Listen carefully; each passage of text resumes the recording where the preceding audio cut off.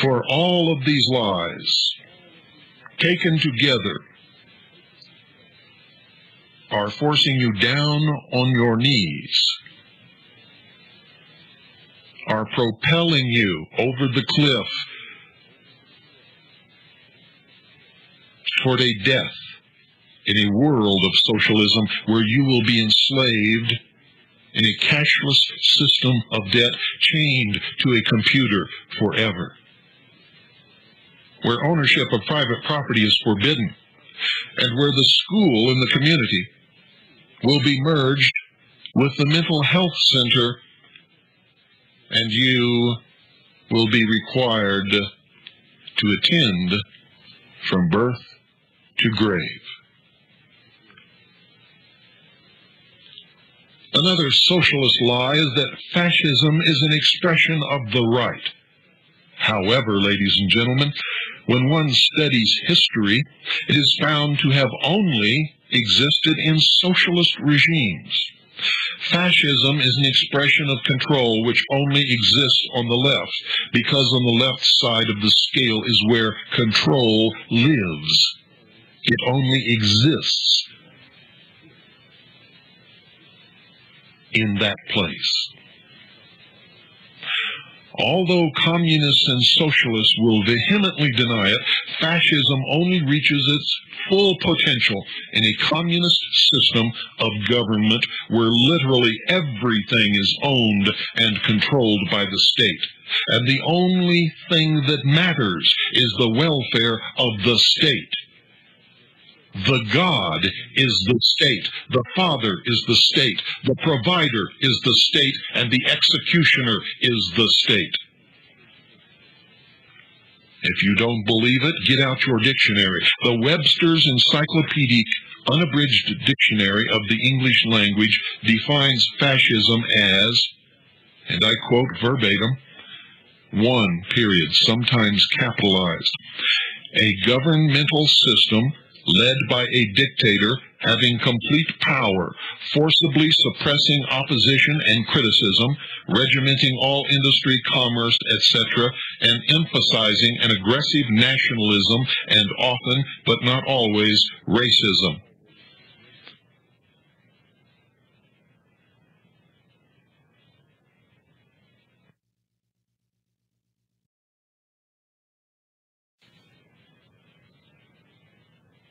The communists were nationalistic. Go back and read the rhetoric of the Soviet Union. Read the rhetoric of Cuba.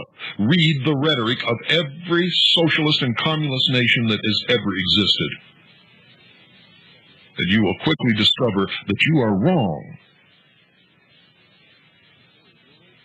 You say a world government cannot be nationalist? Yes, it can, ladies and gentlemen, and it will. And it is already beginning to show the signs of that.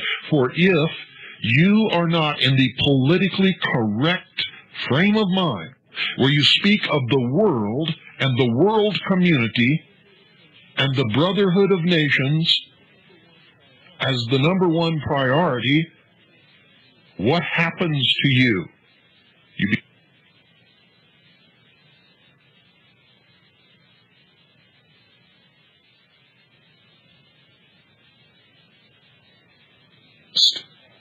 You can mark off one world among the worlds and the stars and the suns and the asteroids in the universe and still be a nationalist.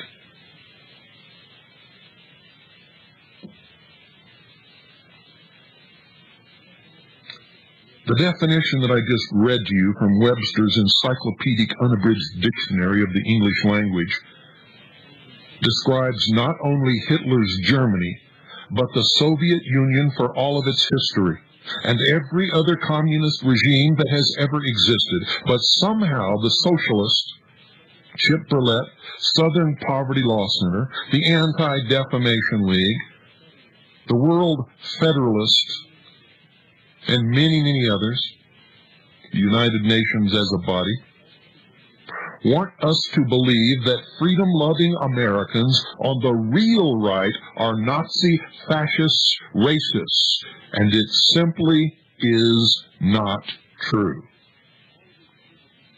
All of these little idiots running around calling themselves Nazis and believing that they are on the right and believing that they are for freedom and believing that they support the Constitution for the United States of America are not only lying to you, ladies and gentlemen, they are lying to themselves, which is the worst thing that any human being can ever do. They are nowhere near the center, much less the right. They are firmly on the left, firmly established in that foothold known as socialism, which breeds dictators, which breed fascism.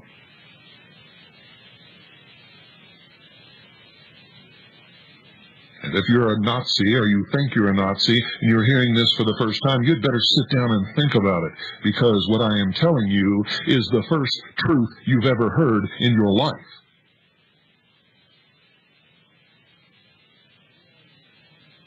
May I remind you, ladies and gentlemen, that the Soviet Union has a history of persecuting Jews and other minorities.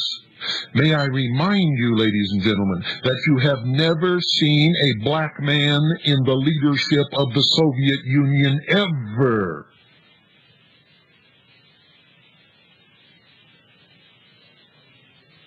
May I remind you that the Soviet Union has always benefited its minority states last, when and if they were ever benefited at all.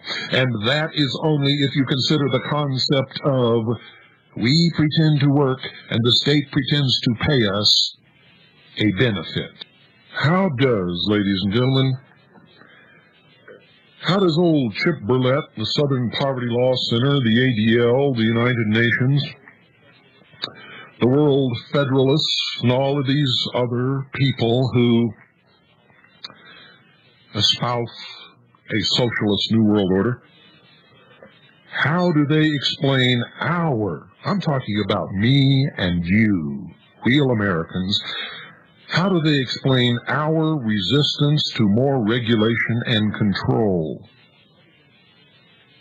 How do they explain J.J. Johnson, the black leader of the Ohio Citizens Militia? How do they explain me, William Cooper, one of the foremost leaders of the Patriot and Militia movement, being part Native American and married to a Chinese wife? How do they explain my two top assistants being Filipino? That's right, Michael Aponte and his wife Sharon are Filipino. Americans, solid Americans, understand freedom, liberty, and are ready and willing to die for it, should they be called upon to do so. How do they explain the Jews for the preservation of firearms ownership under the leadership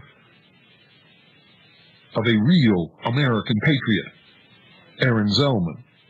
How do they explain the many blacks, Hispanics, Jews, Orientals, and others of all races and religions who understand truly? How do they explain our defense of freedom in behalf of all peoples and religions? How do these fools explain our call for more individual responsibility and accountability for an individual's actions? Well, the answer to all those questions, folks, is they can't, they don't, and they won't. Because to do so will force them to admit that they are wrong, and that socialism is wrong. And we are not racists and bigots and terrorists. In fact, exactly the opposite is true. For what we want to give to the population of the world is freedom, responsibility, a sense of self-worth, value, satisfaction, real education, and installation of the truth.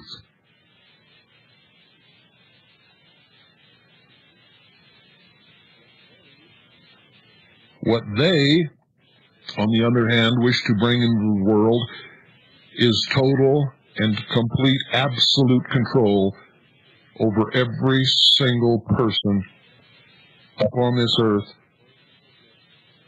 from birth until death, for every single moment, every hour, every day, every week, every month, every year of their lives.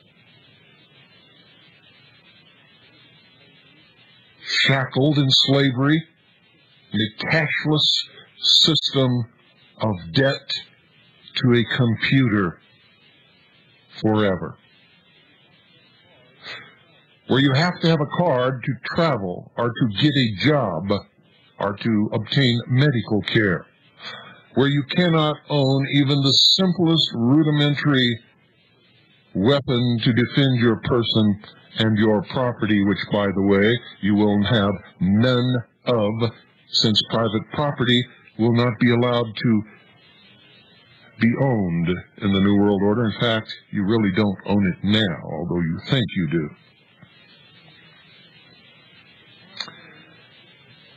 How can Chip Burlett, the Southern Poverty Law Center, the Anti-Defamation League, the United Nations, the World Federalists, and all the other socialists and socialist organizations call themselves freedom-loving Americans when in fact they support the emerging Gestapo police state and incessantly call for more governmental control over every single facet of our lives?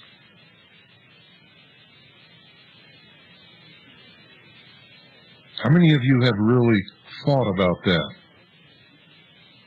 How can these people call themselves freedom-loving Americans when they call those who are sworn to protect and defend the Constitution for the United States of America racists and fascists and terrorists, when in fact, ladies and gentlemen, the Constitution is the only document in the history of the world that ever set men and women, including blacks, free? How can they claim to be freedom-loving Americans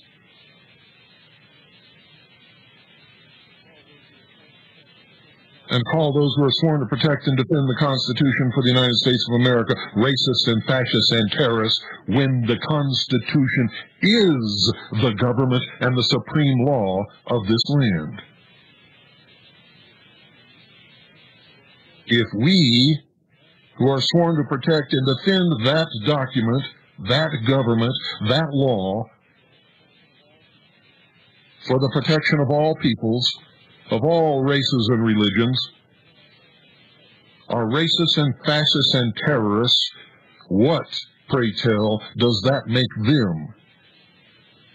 At the very least, ladies and gentlemen, it makes them guilty of treason. They are, in fact, traitors. They are the agents of change for international socialism, commonly known as change agents.